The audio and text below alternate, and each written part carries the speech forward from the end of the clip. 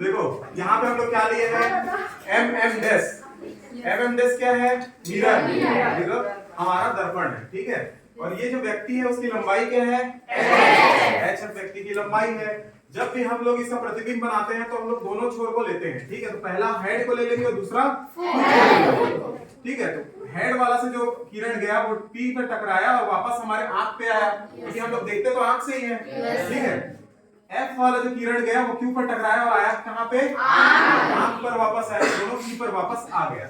अब देखो दोनों परावर्तित किरण है उसको पीछे ले जाएंगे, तो ये वाले परावर्तित किरण को पीछे ले जाएंगे तो एच डैश मिल जाएगा, ठीक है। इस वाले परावर्तित किरण को ले जाएंगे तो एफ डैश मिल जाएगा। इस प्रकार से प्रतिबिंब की लंबाई क्या हो गई, एच डैश एफ डैश, ठीक है। तो व्यक्ति का प्रतिबिंब तैयार हो गया। अब हम लोग को निकालना क्या है, निकालना ये है कि कितने लंबाई का हमको दर्पण चाहिए जिससे हम अपना पूरा प्रतिबिंब देख सकें, ठीक है, देख सकें, ये निकालना है अपने को।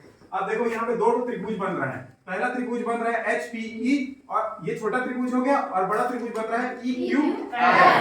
तो दोनों त्रिभुज आ गया।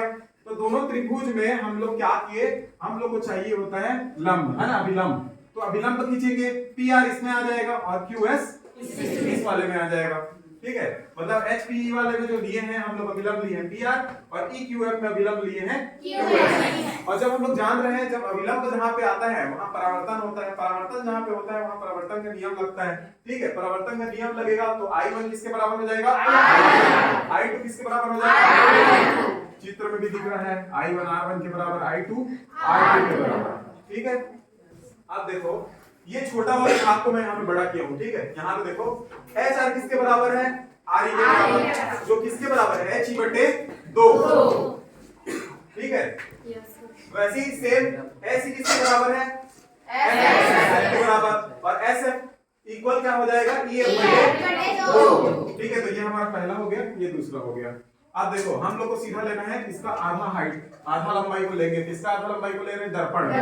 वो किसके बराबर है, PQ किसके बराबर है, RS। PQ RS के बराबर है। RS को हम तोड़कर ऐसा लिख सकते हैं RE + ES, तो RE + ES कर लिए। अब RE + ES ही क्यों किए, क्योंकि हम लोग RE का मान पता है और ES का मान पता है। तो दोनों मान को हम लोग कहाँ रख लेंगे, यहाँ रख लेंगे। क्या आ जाएगा, HE/2 + EF/2। तो जो हाफ रहेगा उसको हम लोग ले लेंगे कॉमन, ब्रैकेट में आ जाएगा HE + EF, ठीक है। तो HE + EF, HE ये हो गया और EF ये हो गया, दोनों को जोड़ दिया तो क्या बन गया, HF बना।